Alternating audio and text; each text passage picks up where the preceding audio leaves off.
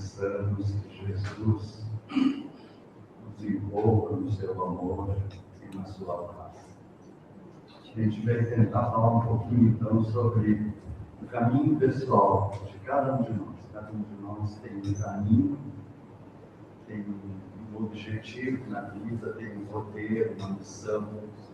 Todos nós temos. Ninguém vem à Terra sem um roteiro para a conquista da paz, da felicidade, da alegria. Esse é o objetivo, deixarmos as cascas da animalidade, da mágoa, da irritação, do medo, e galgarmos livres, leves, cada vez mais. Então vamos tentar dar uma olhada aqui.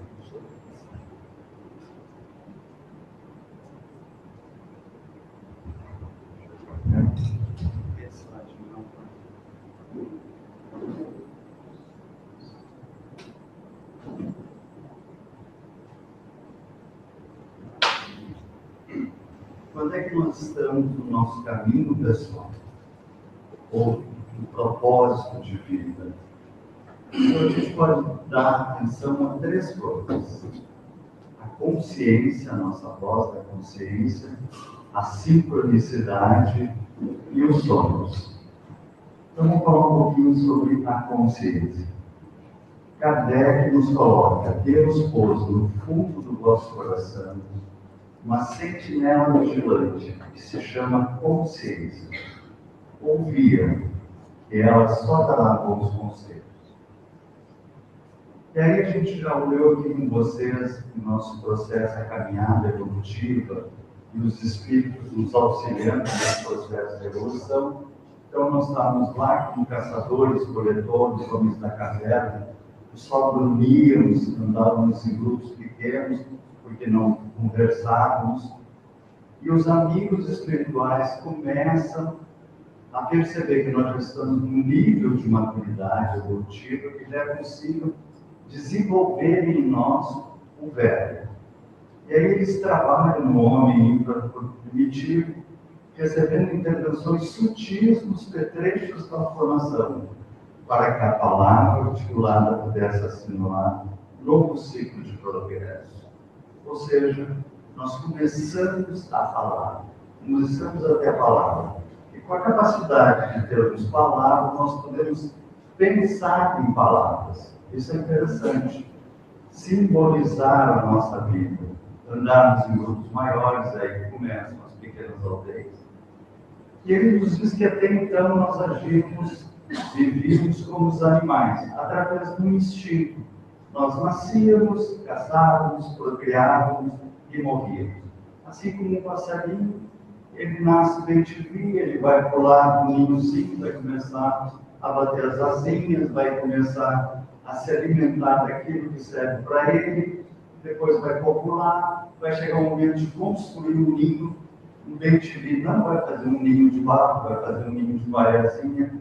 O João de Barro vai saber fazer de barro, é instinto. Vai envelhecer, vai morrer, na próxima vida vai fazer a mesma coisa.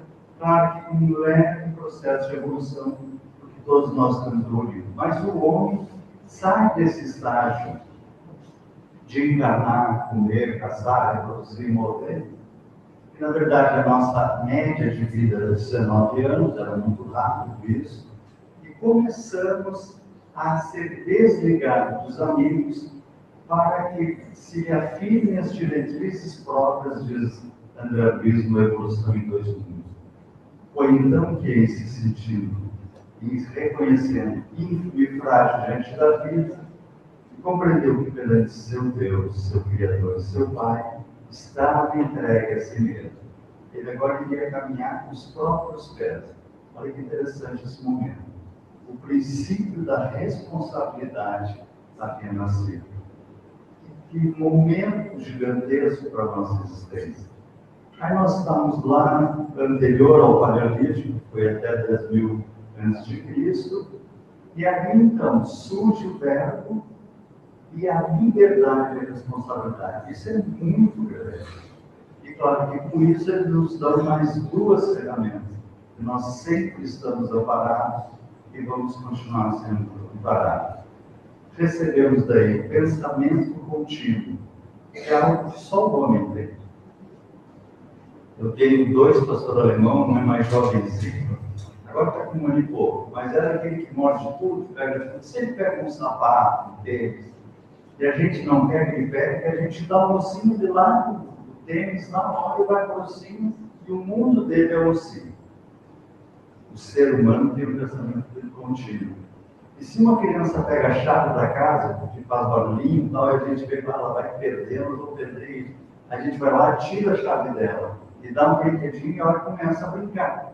Mas fica olhando onde é que a gente vai botar, assim que der uma oportunidade que ela vai lá e pega. Ela não para de pensar. E nós não paramos de pensar. Isso faz com que nós tenhamos possibilidade de construir, co-criar cada vez mais. E ao mesmo tempo nós recebemos outra maravilhosa ferramenta, o nascimento da consciência, a voz da consciência. Nasce a consciência, então, que a gente brinca que é uma mediunidade lúcida, e à medida, diz André Luiz, que a responsabilidade se leva ao sono do espírito, iluminou-se a consciência do homem. Estímulos interiores inelutáveis trabalham no âmago do ser, plasmando-lhe o caráter e o senso moral, em que a intuição se amplia segundo as aquisições de conhecimento. Ou seja, à medida que nós vamos aprendendo, nós voltamos com aquelas ideias conquistadas. E a afetividade que se converte em amor. Então, a voz da consciência é o quê? A nossa experiência do passado e o amparo dos amigos espirituais, a voz do nosso guia espiritual, dos espíritos amigos, que falam constantemente, como se diz bonito, nos refolhos da nossa alma. Então, experiências do passado. Lembra que numa palestra aqui, eu falava sobre o Evangelho, a gente contava, imagina que numa vida eu nunca vi um fogão a lenha, não sei o que é fogão a lenha, aí chego na casa, a dona da casa está fazendo chinilha ali, está quase vermelha a chave, e eu me apoio. Mas aquilo fica um chiquete, né? Fica os dedos grudados ali.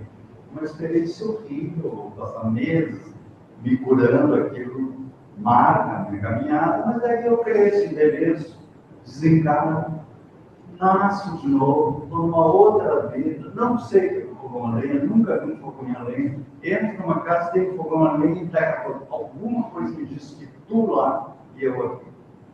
Esse alguma coisa é a consciência, dizendo, vai queimar a mão de novo. Ou a gente vai dar aquela olhada 35 para aquela moça, vai queimar a mão de novo. Então a gente vai tendo esses lapsos de compreensão para não sofrermos de novo. E a influência mediúnica, na questão 459, Kardec pergunta aos espíritos: os espíritos influem sobre os nossos pensamentos e as nossas ações? Nesse sentido, eles respondem: a sua influência é maior do que supomos, porque muito frequentemente são eles que nos dirigem. Ou seja, eles não só influenciam, como muitas vezes nos dirigem. Então, essa vozinha vai dizer assim: vai ou não vai? Né? Vou ou não vou? Quanto mais nós fizermos essa pergunta para a consciência, mais nós dilatamos a consciência, mais nós aumentamos, é um exercício mediúnico, o nosso diálogo com os amigos espirituais. Então, vou ou não vou? Faço ou não faço? Digo ou não digo? Está no Instagram, fulano, eu te dizer que aquela vozinha assim, não fala. E a gente, daí, daquela engolida seca, muda de assunto, está bonito o tempo, né? Enfim. E claro que vão surgir novos conceitos, como, por exemplo, calma, paciência, age com bondade, age com amor, e nós vamos conquistando daí sempre uma sensibilidade maior, um aprendizado maior, uma percepção maior. Claro que proporcional à evolução de cada um. Alguns de nós, então, vamos exercitar a consciência. Outros, nós conhecemos, negam a consciência completamente. Por mais que ela fale, não, isso vai prejudicar pessoas, isso não vai ser legal. Quanto mais ouvir a consciência, mais ela se dilata. Quanto menos ouvir, mais ela se fecha. A ponto de lesar essa ferramenta abençoada que nós temos de ampliar o nosso potencial. E aí nós retornamos sem consciência. Retornamos com uma debilidade mental, um autismo severo, com dificuldades imensas, porque lesamos a voz da consciência dentro de nós. Veja que interessante esse processo. Isso aí é como suicídio. Né? Se tu quer se suicidar rápido, direto, bota o revólver na boca e dá um tiro. Só que o que vai acontecer? A bala vai sair aqui no hospital, vai arrancar toda a tua área de visão. E na próxima, tu vem certo. Ou então, te enforca, que vai destruir todo esse sistema aqui. Na próxima, tu vai ter grande probabilidade de vir tetraplégico. Então, se for suicidar, procura uma coisa legal. Assim, né?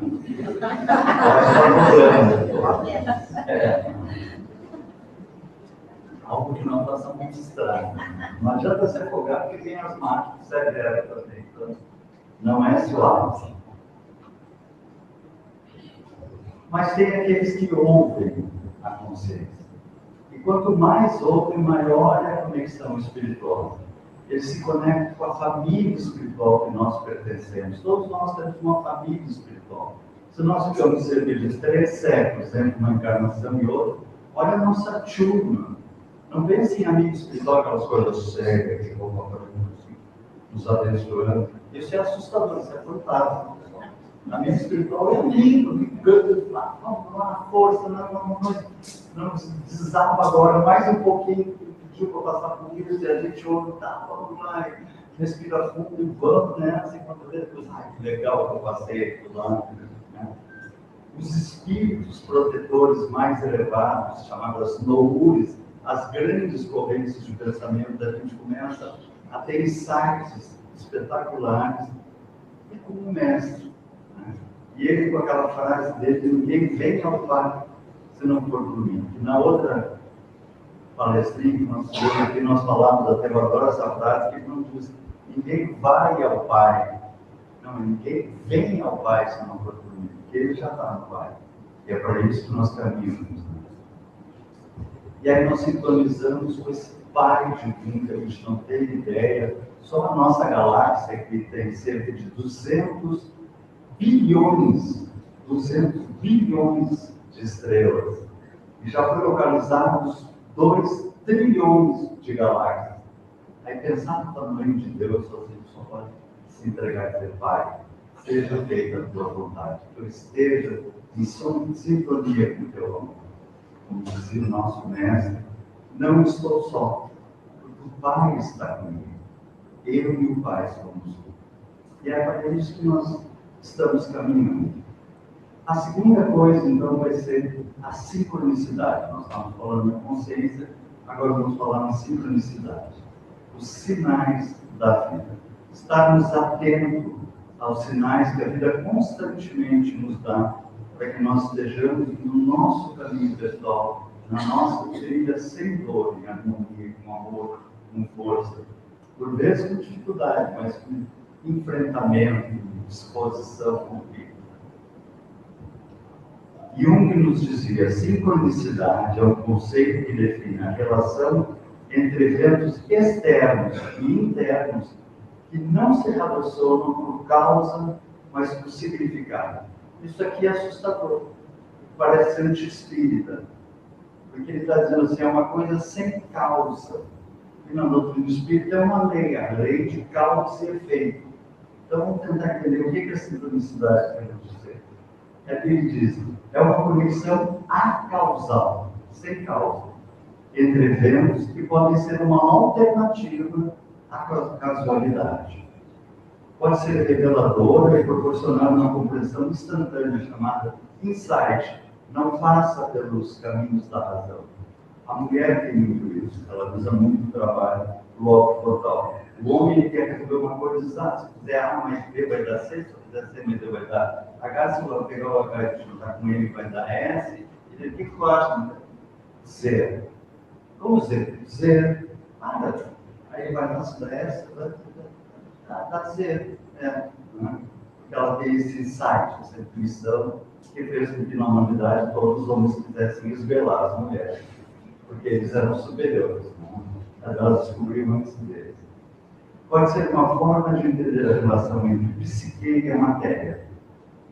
Pode ser uma forma de entender a relação entre eventos casuais e o propósito da vida, que é o que nos interessa aqui.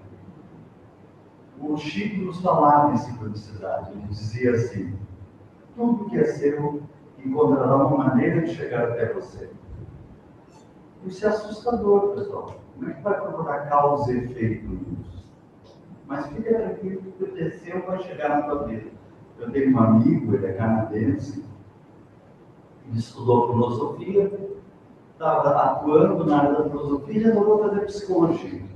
Aí começou a fazer psicologia, quando estava no fim do curso, ele resolveu fazer um TCC, fazendo um estudo antropológico.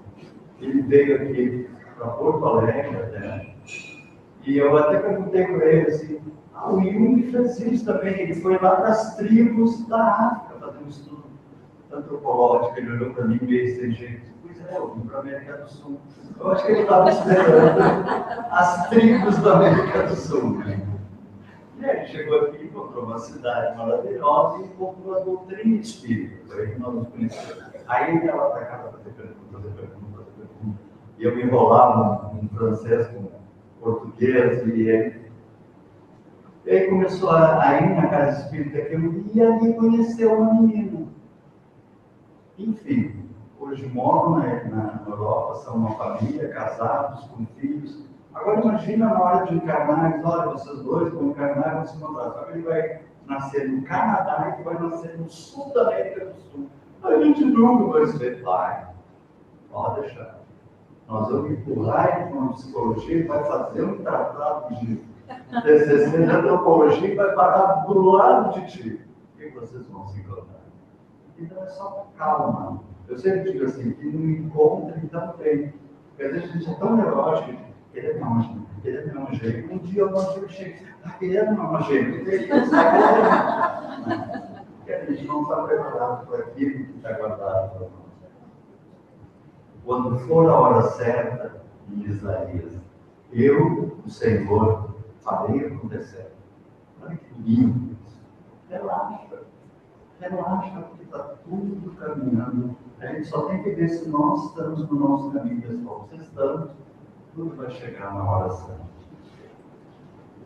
O Hilário Silva, através da psicografia do Chico Xavier, nesse livro, O Espírito da Verdade, ele conta de um rapaz que tinha casado, amava a esposa, era a alma gêmea dele, e ela foi acometida na época de Kardec, uma tuberculose severa, e desencarnou. E ele perdeu a razão de viver. Disse, não tem sentido a vida para mim. E resolveu optar pelo suicídio. Resolveu ir em uma das pontes que cortam no centro, eu botei 37, mas não era ponte 37, era ponto Morri. E ele vai na ponte Morri de noite, porque lá a iluminação em 1800 era nas ruas, na ponte era tudo escuro. E ele vai meio escuro, assim, uma noite meio fechada, e se apoia na ponte para pular.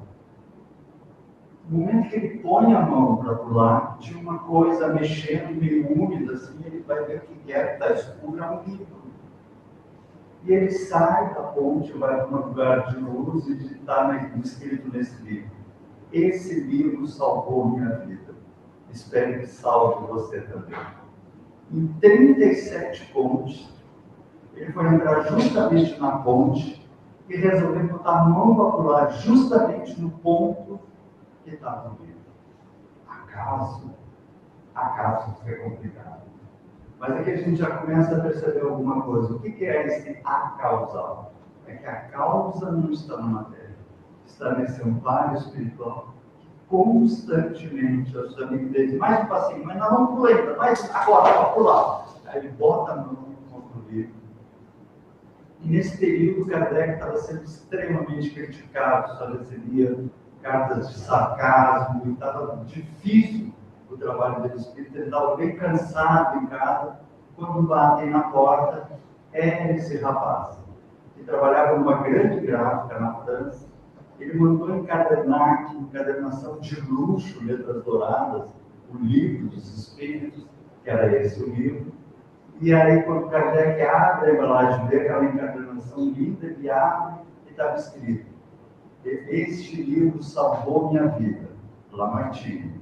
E embaixo, salvou a minha também. E o nome do rapaz. E aquilo deu um ânimo para Kardec continuar o trabalho. Foi sincronicidade na ponte, foi sincronicidade. Kardec recebeu o livro bem no momento que ele mais precisava. Então, estamos atentos quanto estamos constantemente amparados. Tudo tem uma razão. Tudo tem um sentido. Porque a causa está fora de nós. Todos os anos que estão no inconsciente. Então, por exemplo, no meu dia a dia, eu estou lavando a louça e quebra um copo. Opa, até acontece quebrar copo. Por que eu quebrei o copo? Não quebro o copo. Ou eu perco a paciência com alguém e me irrito de alguma coisa. Não é meu jeito de ser. Ou eu vou pegar o ônibus, quando eu estou chegando, o ônibus está saindo. Não estou legal. Estou fora da minha sincronicidade. É o momento de parar, respirar fundo, fazer uma prece. Por outro lado, eu vou naquela palestra, parece que a palestra foi feita para mim. Ou eu pego aquela mensagem, era tudo que eu precisava ver. Ou me digo aquele filme que transforma todas as minhas emoções que estavam borbulhantes. Ou encontro aquele amigo que eu precisava falar e encontro por acaso na rua. Eu estou em harmonia. Que bom. E sigo sereno a minha caminhada em harmonia. Existem vários mecanismos de lermos a sincronicidade da nossa vida. O Xing é um livro de mutações, é um livro de adivinhação antiguíssimo, mais de 5.000 anos, e há 2.500 anos, então, Confúcio pega esses textos e faz uma interpretação desses ideogramas, que são jogados, e aí eu vou ter aberto, fechado, de acordo com moedas, com varetas, e vai dar uma mensagem. E eu posso fazer uma pergunta, jogar essas varetas, jogar essas moedas, e vem a mensagem que eu precisava ouvir. Aquilo que eu estou vivenciando mostra o futuro que eu vou ter a partir do que eu estou vivenciando. Se eu mudar os meus pensamentos, os meus sentimentos, eu mudo a minha trajetória. Olha que lindo isso. A carta do tarô também faz o mesmo princípio. Na verdade, às vezes ela é vulgarizada, mas era um estudo profundo que se fazia sobre a caminhada, o full ou o mid, o louco. E o louco caminha na vida passando por várias situações, a roda da fortuna, ou seja, tem momentos que está lá em cima, tem momentos que está lá embaixo, mas tudo é cíclico. E a gente pode encontrar o nosso caminho momentâneo, olhando daquele plano. A alquimia que buscava o ouro, mas não o ouro dos touros, o ouro da criatura que se ilumina, eles diziam: a vida tem que ser trabalho, labor e oração. E eles se mergulhavam nos ambientes deles, procurando essa conquista interior, com trabalho e oração. Labor e horário foi da origem a laboratório, que até hoje nós usamos. E eles sempre diziam: sempre que você estiver fazendo a opus é o trabalho interno, a obra pessoal, o resultado é Deus concedente. Então, te esforça, faz o melhor possível, que no momento certo, Deus concede. Pode estar certo disso. Olha que lindo isso. Não o horóscopo, mas a astrologia também tem o mesmo princípio de um ciclo de vida, com todas as estruturas do livro Consolador, escrito por Emmanuel, pela psicografia de Chico Xavier.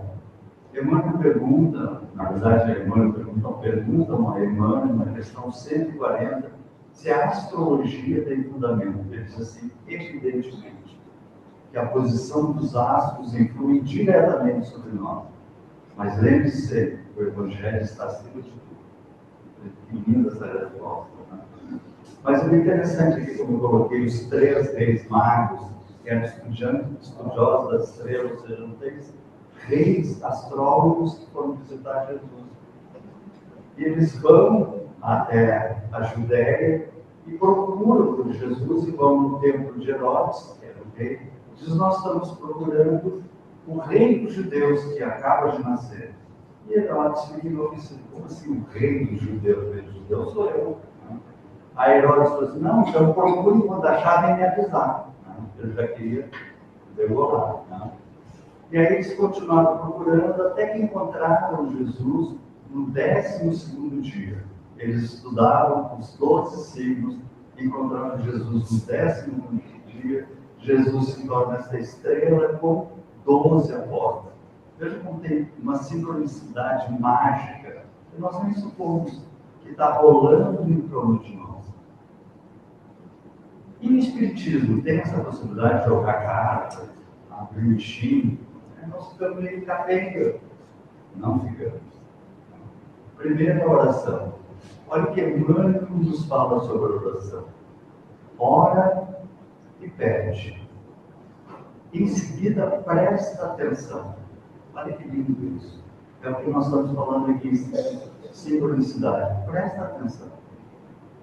E vai se ampliar esse aprendizado e esse automatismo de estar sempre prestando atenção. Algo virá por alguém ou por intermédio de alguma coisa, do âmbito de nascências, informações ou os avisos que solicitamos. Olha que lindo. É muito estabelecido. A gente tem a maneira de dizer abrir ao acaso. A gente é espíritos, não, acaso não existe. Mas eu vou abrir o Evangelho ao acaso. Então vocês podem ser chiques, eu vou abrir sincronisticamente. Você vai para os espíritos. E vem aquela mensagem perfeita que o outro está precisando. Não é para a gente. Viu? No Evangelho lá a gente já viu. Não, é para a gente isso aí. É aquilo que nós estamos precisando. Para quê? Para nos puxar as orelhas? Não, para nos conduzir ao trilho da harmonia. E não ficar no batente, que a vida não é fácil. Não. A vida é suave, isso tudo está em harmonia. A gente gosta lá em casa de todos os dias, a gente viaja, às vezes a passeio, leva desses bebês tão pequenininhos do Emmanuel, faz a prece e abre a mensagem. E cai lá, paciência, diz, opa, eu já vou ficar atento, porque alguém vai, uma filha, uma paciência. Né? Já pré-vê a nossa caminhada, é muito lindo. E por fim, então, os sonhos. Primeiro vamos falar de sono. Quando nós dormimos, nós normalmente vivemos em pé, que é essa onda aqui, não vou esquecer que tem que comprar batata, não vou esquecer que tem que pagar minha conta. Quando a gente faz uma prece ou para meditar, a gente entra em alfa. Ou quando a gente vai dormir, fecha os olhos e começa a apagar, a gente entra em alfa. Depois a gente entra em teta. E por fim, em delta. Aqui a gente já está babando no travesseiro. Mas aí tem uma coisa interessante. Olha aqui, ó. Eu estou na minha agitação ali, aí vai aumentando as minhas ondas, vai aumentando, alguém está numa sala, por exemplo, observando eu dormir, aí as ondas estão dando enormes, e daqui a pouquinho, desapareceu. Aí vai lá, aí mesmo que eu estou babando. Por quê? Essa é a chamada fase REM. REM é de Rapid Eye Movement, ou seja, movimentos rápidos dos olhos. E é uma fase que todos nós passamos, chamado de sono paradoxal. Por quê? Porque eu estou com as ondas todas serenas, o corpo todo relaxado, daqui a pouquinho começo a ter contrações musculares, meus olhos começam a se mexer. Eu estou agitando. Em algum lugar, eu estou agitando. Estou caminhando, estou falando, estou fazendo coisas. Acordado nesse período, 99% das vezes eu estou sonhando. Porque eu estou fazendo alguma coisa. E aí então nós entramos no sonho. Não se pressione com os seus sonhos. Eu tenho aqui no salão. 8h30. E vou botar uma palestrante aqui. Não se pressione com seus sonhos, como diz o nosso querido deserto amoroso. Viva acordado no bem, e os sonhos serão belos e bons. Se alguma característica da verdade for revelada no sonho, aceite-a com simplicidade. Mas não se deixe levar a interpretações supersticiosas. Procure sempre o lado bom das coisas. Essa recomendação do desenho aqui de início já é perfeita. E nós vamos ter também, hoje no dia do 3 tipos de sonhos. Sonhos de rememorização, sonhos psicológicos e sonhos psíquicos. O que são os sonhos de rememorização?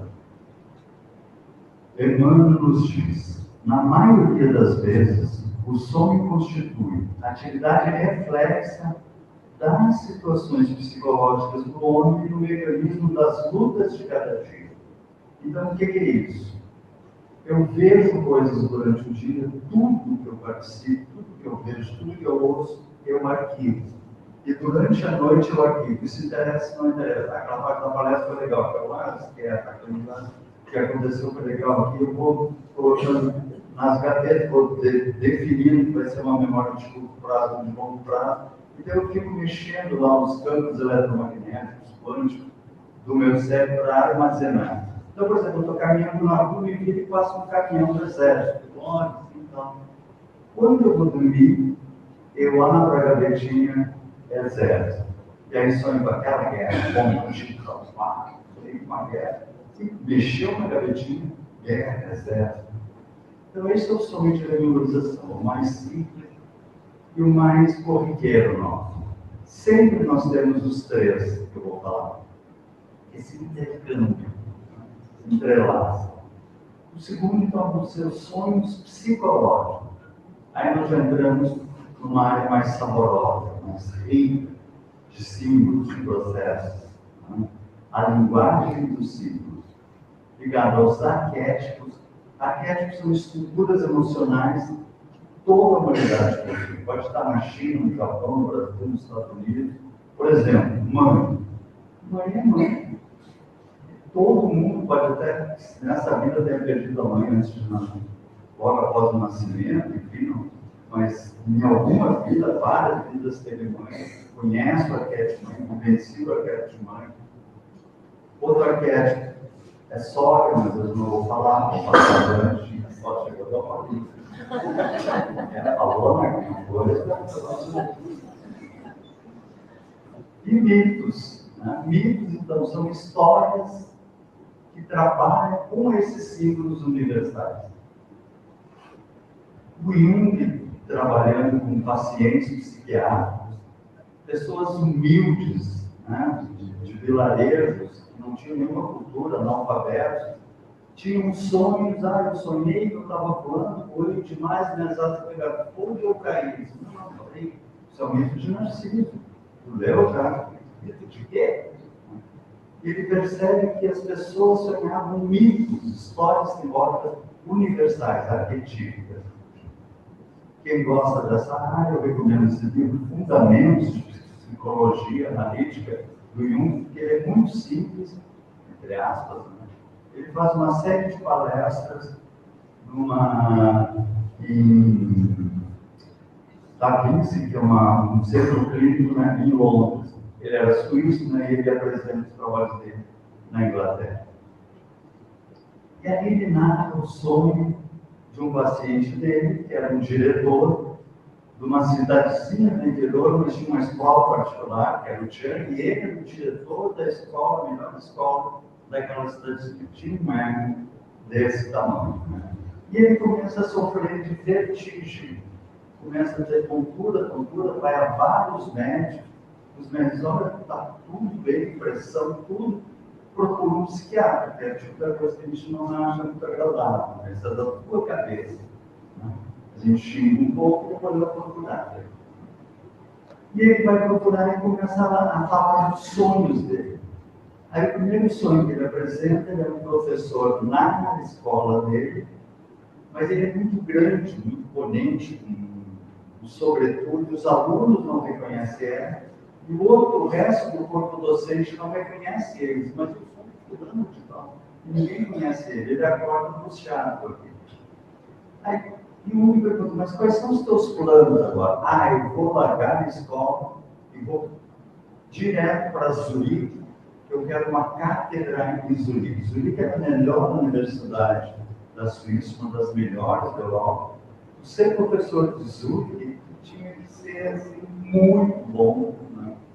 E ele não enxergava isso. Então, vou ter uma cátedra em Zurich, né?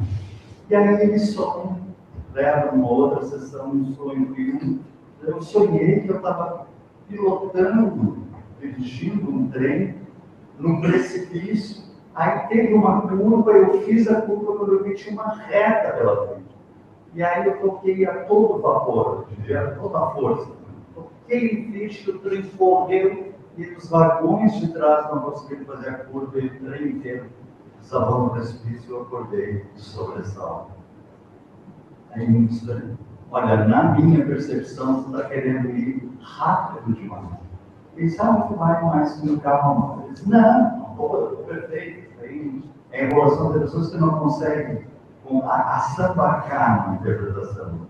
E ele me traz esse terceiro sonho, que ele está na casa dele e aparece um caranguejo gigante, e todo mundo corre, grita, se apavora, e ele sai lá, pega um pauzinho e bate no caranguejo, o caranguejo fica morto. Aí não sabe, vai me desculpa, mas tu está te achando.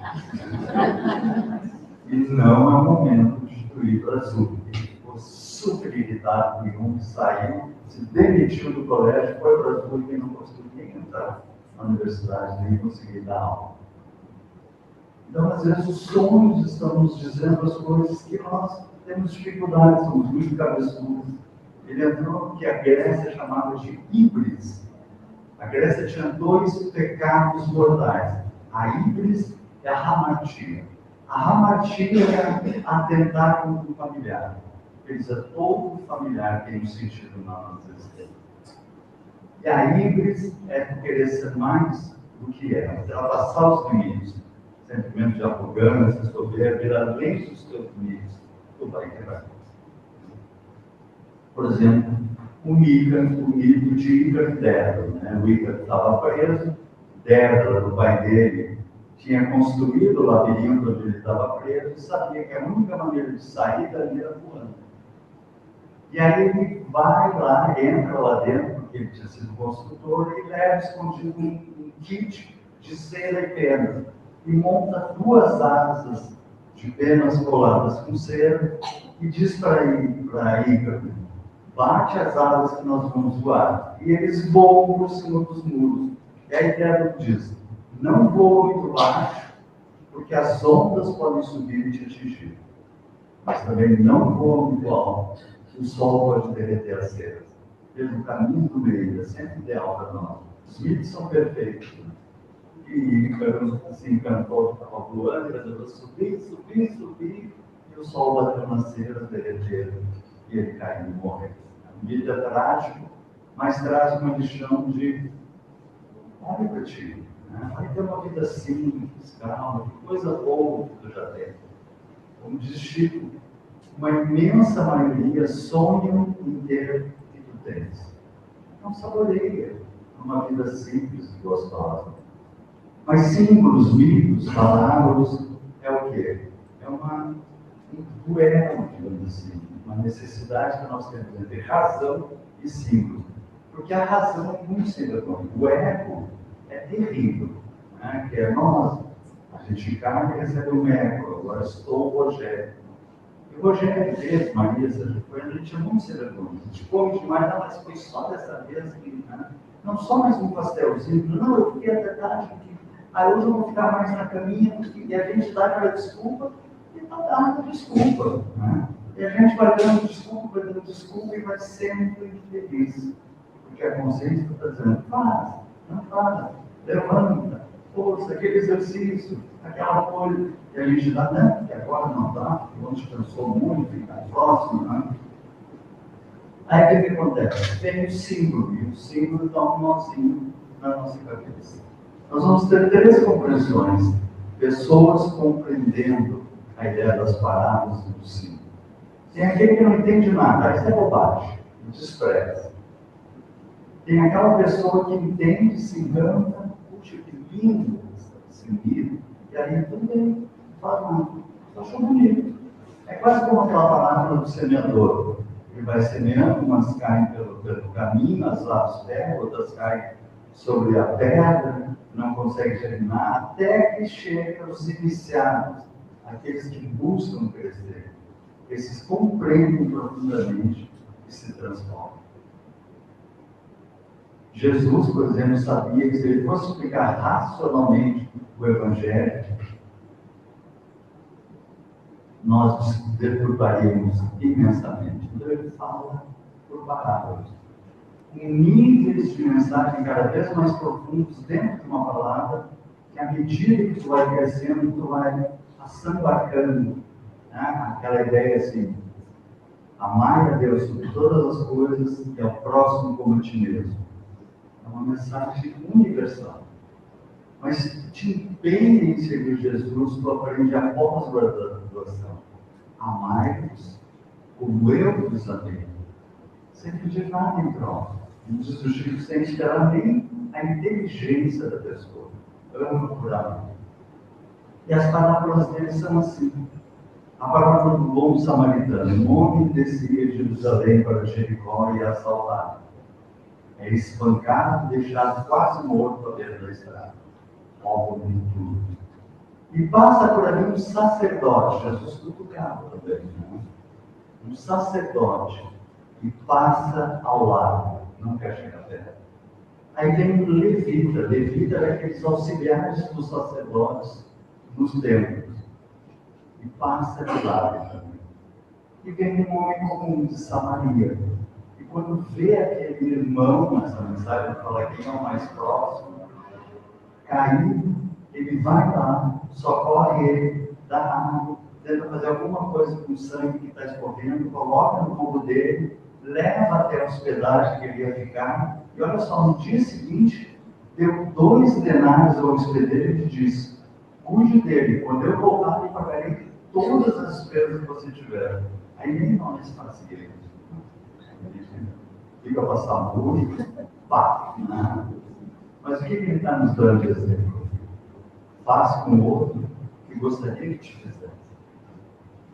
E aqui encerra a mensagem. Mas se tu te dedica ao estudo mais profundo, tu vai ver que Jericó era a cidade do abuso, do ócio, se vocês pesquisarem na Bíblia, do ócio e das riquezas. Lá só estavam os riquinhos aproveitando, e Jerusalém era do trabalho e da religiosidade. E Jesus diz o quê? Um homem descia, ele não estava subindo, ele estava descendo. Quando a gente está descendo de Jerusalém para Jericó, a gente é assaltado. Se o homem tivesse subido de Jericó para Jerusalém, ele não seria assaltado. Veja como Jesus coloca essa mensagem nas entrelinhas. Diz assim: não segue firme, se tu cair, tu sintoniza com a queda e com as consequências da queda. O mito de Narciso também é outro muito bonito que nós temos. Era um rapaz que não falava muito com as pessoas, vivia sempre meditando, caminhando e analisando a vida. E um dia ele se olha no lago, se apaixona por ele mesmo e morre afogado. Cai no lago e morre afogado. É o mito da vaidade. Mas se nós formos olhar esse mito, que na verdade é um mito de Narciso e Eco. Eco era uma dama de companhia de Eros. Na mitologia grega tinha Zeus, que era o Senhor Supremo, casado com Hera, que era a esposa. E os mitos, os deuses gregos tinham sentimentos humanos. Tinha o Ares, que era bravo, a Hera, por exemplo, era ciumenta. Então, cada um tinha, o Zeus ficava com raiva, jogava raios, tinha os sentimentos humanos, na visão dos gregos. E o Zeus era o fecundador do universo, ou seja, estava sempre traindo a Hera. E a Eco estava junto com a Hera e começou a ouvir o Zeus tramar uma traição. E a Hera estava perto para que ela diz: a Hera vai ouvir. E eu não vou deixar a Hera ouvir. Ela começa a falar alto e vai para frente, a Hera se liga e quer ouvir, e ela atrapalha a Hera e a Hera se praga. Está cobertando o meu marido. E aí ela fica uma fera para a Hera e joga uma praga. que a época Iblis se meteu onde não devia se meter lá, mas de companhia da era. O que ela tinha que lá se meter nas histórias dos Evonos? Passa dos teus limites. O resto é uma praga. Os deuses gregos muito bonzinhos, ela diz assim, de agora em diante, tu nunca mais vai falar. Só vai repetir a última palavra. E aí diziam para ela assim, né? Olha que lindo o céu azul, ela dizia azul. E ela sempre repetia o final. O que é isso? É o eco. Isso o eco, né? Vem daí. E quando que nós somos eco? Eco é uma característica extremamente humana. Veja que interessante, os mitos gregos tinham uma psicologia profunda. Quando nós somos eco do esposo, ele vai pensar, não posso fazer isso, tem que fazer isso, tem que fazer aquela comida, e vive em função daquela criatura, ou a esposa daquela tirana, ele não vou incomodar ela, e vive em função daquela esposa megera, ou aquele filho ingrato, e a criatura vive tentando agradar o filho é terrível, ela sofre com aquele filho, né? Ou o amigo tem que fazer o que o amigo pensa, o que os amigos pensam, deixamos de ser nós mesmos, somos eco, a última coisa do outro. O outro se irrita, a gente se perturba. O outro se magoa, a gente se desespera. E tu não te perturba, tu não te magoa, não precisa de amor, não precisa de carinho, não precisa de atenção. Deixamos de exercermos nós, vivemos em função do outro, e claro, perdemos o nosso caminho pessoal. Olha que lindo isso, né? Mas voltando então para o livro Eco e Narciso. Aí Eco é expulsa do Olimpo, que era a terra dos deuses, vai para uma floresta, e quando ela está andando na floresta, quem que ela encontra? Narciso, dormindo, lindo, deitado, ele era lindo. E ela fica ali, já apaixonada, pedindo, já se apaixonou. E aí Narciso, que não se interessava por nenhuma menina, por ninguém, estava sempre refletindo, analisando, ele acorda, abre os olhos e vê Eco e se apaixona. E diz, oi, como vai? Ela diz, vai. Não o nome. E ele começa a tentar falar com ela. E ela é Eco. Ela não tem que dar nome. Sabe as criaturas que vai falar, coisa boa, fiquei sentado nessa varanda, nesse barquinho, ela não pensa com o marido. Ela é Eco do mundo, é Eco do problema, ela está sempre. Não é, ela não é, ela não é. É Eco. E aí ele não se contamina. Percebe a situação que ela estava fechada dentro de um eco e se afasta. Não se deixa levar, não cai na coisa de manada, de ideologia, sabe? Está sentado em si. É autêntico. E quando tu consegue não te contaminar e ser autêntico, tu recebe um prêmio. O autodescobrimento, se ver. E ele vê um lago tão parado que ele se vira para ver e ele se enxerga. Na verdade, ele está olhando para Deus. E ele então mergulha nesse mar, nesse lago. Você dá a ideia de que ele morreu. Né? Mas não, ele mergulha porque ele enxerga a natureza divina que existe em cada um de nós. Esse é um mito. Ele mergulha e de onde ele mergulhou, nasce a flor de Narciso. Ele se transubstancia. Olha que lindo esse livro. Ele deixa de ser aquela criatura, livra-se uma coisa muito mais ampla, muito mais sensível, que é aquele que se ilumina. Né? É um símbolo, mas que a gente vive isso às vezes na nossa vida. Existem vários símbolos arquetípicos. A água, por exemplo, normalmente representa inconsciente. Então, eu sonhar com um lago, ser, eu estou legal. Eu sonhar com uma sonda de volta, estou me afogando, eu não estou muito legal. E a gente vai analisando essas coisas. E por que do sonho simbólico? Porque o ego é sempre evoluído. A consciência está sempre nos dando um caminho, a sincronicidade nos mostrando os sinais que nós recebemos e a gente dando desculpa. Que agora não deu, que agora não vai dar, que assim eu consegui, que agora não dá para tudo, eu vou ler aquele livro espírita, que eu já estou no capítulo 2 há 8 anos, eu agora vou pegar esse capítulo. E guardando desculpa, até que chega um momento que o inconsciente, o eu, os amigos espirituais, nos faz uma cova, tipo, menos, e a gente acorda. Não. E para para pensar. E aí a gente reflete, perde a graça daquela cerimonias que a gente está fazendo, a gente começa a refletir. Está pouco na vista, que você é salvado, mas começa a refletir. É interessante que a própria cobra, ela tem essa sensação de perigo dentro dos arquétipos, mas ela tem também, por exemplo, a Ouroboros. A Ouroboros é a cobra que come o próprio rabo. É a criatura humana que ainda não evoluiu, que é fechado sobre si mesmo. Sabe, a gente já falou aqui em outras palestras, aquele domingo lindo, que a gente diz para o amado, vamos dar uma caminhada. Não, tem curso-circuito. E tu tem que ir, porque tu não está em curso-circuito. Ele que quer ficar comendo o próprio rabo. E tem uns que vivem, não conseguem se abrir para a existência e perceber o mundo. O mundo deles, a minha casa, meus vizinhos, meus, não percebe que é um ser infinito, universal. E todas essas coisas que ela está pensando vai deixando no fundo. É também um símbolo divino quando Hermes presenteia Apolo com uma lira e Apolo dá para ele um caduceu. O caduceu é um bastão que ele podia andar nos dois níveis de equilíbrio, Yin e Yang. É o único Deus que vai no mundo dos mortos e volta ao mundo dos vivos, que é quase que um Deus da mediunidade e que não se contamina. E é, portanto, também um símbolo do equilíbrio, o símbolo da saúde. É mesmo interessante.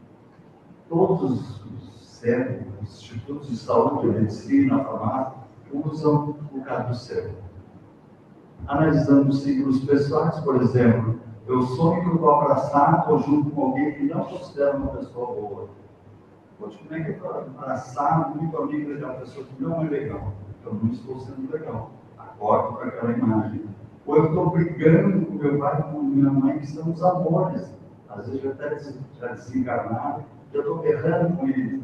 Eu estou insano. Ou eu estou numa casa, ou a minha casa está desarrumada, está com uma janela da frente quebrada, as pessoas podem até entrar dentro. Eu estou com a minha casa mental aberta a influências negativas. E a gente vai aprendendo, né? Analisando serenamente, como você já falou. E entramos, enfim, nos sonhos psíquicos. E no capítulo 8º do Livro dos Espíritos, a emancipação da alma, o sono e os sonhos, Kardec nos fala, e eu deixo para vocês lerem, eu não vou me deter, mas ele pergunta na questão 400. O espírito encarnado permanece de bom grado no seu envoltório corporal? E os espíritos respondem: é como se perguntasse ao ladrão se ele gosta da cadeia. O espírito encarnado aspira constantemente a sua liberdade. Nós saímos do corpo, dormimos e saímos do corpo. Durante o sono a alma repousa como no corpo? Não. O espírito jamais está inativo. E aí nós vamos ter várias influências no plano espiritual. Sonhos premonitórios, eu tenho que ser mais rápido para respeitar.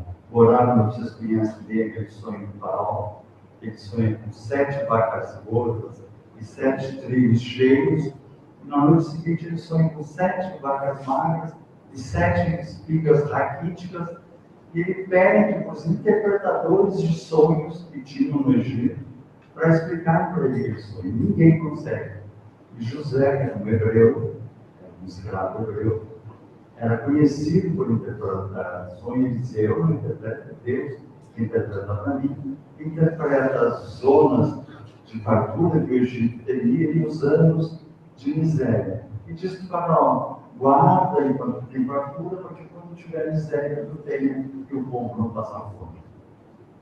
Abençoou o Egito com aquela interpretação, se torna governador. Não vou me deter, né? E a minha filha, uma vez, eu sempre pegava ela, acordava ela e levava para o colégio militar. Ela estudava no colégio militar, às 5 horas da manhã, já começava a se maquiar, arrumar não sei o quê, e o coquinho. Para quem não conhece, eu amo o colégio militar, aprendi a amar, das minhas filhas estudaram lá. Mas colégio militar, assim, é programa de 1 às 6 da manhã, só para se fazer. Vai ter uma apresentação que, ó, 6 horas tem que estar lá, pai. Ah, tem que estar lá. Ah. E aí eu acordei ela assim, pai, eu sonhei que te acidentou de moto. Eu digo, pai, eu sonhei que eu me acidentei de moto. Eu andava sempre de moto para lá e para cá, sempre motoqueiro. E eu sonhei que eu estava numa lomba que bati numa van e caí tipo aqueles videogames, assim. Não foi nada errado, mas foi um acidente. E ela sonhou de vai, tem coisa. Andei aquele dia 20. E aí eu estou numa lomba e tem uma Kombi velha, assim, daquelas toda caindo dos pedaços, assim, de carreta, e o cara procurando o endereço. E ele começou a desviar em minha direção. Eu parei, encostei sobre a calçada, e ele foi vindo, eu buzinei, o cara não vi, não ouvi, ele bateu na minha moto. Eu quebrei um dedinho aqui, não foi nada grave. Mas ele estava previsto. Olha que interessante. E é assustador para mim o sonho que eu não me toco. Nós temos sonhos pequenos, sonhos grandes, alguns que devem ter aqui. Sonhos na arte, na ciência, o Paul McCartney, por exemplo, sonhou com a mãe dele, na época que os Beatles estavam em grande conflito interno, que a mãe dele veio e disse para ele, let it be, let it be, let it be. Aquela música, deixa estar, não esquenta a cabeça. Né? Depois ele acordou cantando Yesterday, on my troubles into fire. Letra de música prontinho, ele levantou e anotou, e ele fazia solo nos Beatles dessa música. O Mendeley sonhou, ele estava tentando entender as posições espíritas, sonhou em quadradinhos e tinham todos os dados e se juntavam. Ele sonhou inteirinho naquela periódica. Ou seja, estava do lado de lá estudando, pesquisando, trabalhando com os espíritos. E nós fazemos isso. O Bohr descobriu como é que funcionavam os átomos de Bohr, ele postulou, na verdade ele sonhou, que é os elétrons dos próprios. Max Planck, o pai da física quântica, ele vai no Congresso Internacional de Física na Europa, o maior que tinha na época. Começa assim, olha, eu realmente não entendo isso, mas Deus quer que eu explique para vocês. E explica os quantos de energia que ele tinha sonhado, que tinham passado para ele. E ali se começou a física quântica, os pacotes de energia na natureza do laboratório e corpuscular. O Augusto Querulet sonhou com a Ouroboros, e aí descobriu o processo, o esquema formado da cadeia de pensamento. Então, orar antes de dormir é um outro potencial riquíssimo que nós temos. Eu trabalhava na nossa casa, no início da década de 70, as casas espíritas faziam homeopatia, e logo eu descobri jovem, na doutrina espírita, com 17 anos, eu ia para lá ajudar a fazer as homeopatias, tinha um velhinho, tinha 80 e poucos, e ele adorava que eu ia lá para ajudar, montar as homeopatias e bater nas máquinas lá.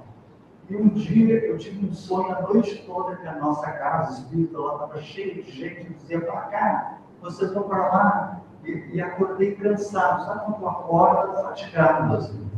Achei interessante aquele sonho, aquela coisa toda, e fui lá para a União Espírita Porto Alegre. Cheguei lá, estava o seu José sentadinho, ficava sentadinho numa poltrona, esperando, me batia o sol da manhã. Eu disse, bom dia, José. Bom dia não, essa noite nós trabalhamos aqui, né? E narrou o meu sonho. Olha que coisa linda. Porque a gente não para, a gente segue trabalhando. Um amigo meu uma vez disse assim, sonhei contigo, e eu tinha sonhado que eu estava no caminho e eu sonhei. Tu entrou numa sala grande, tinha uma mesa oval grande, eu estava nessa mesa e fui arregalando os olhos, assim, eu narrei o sonho dele.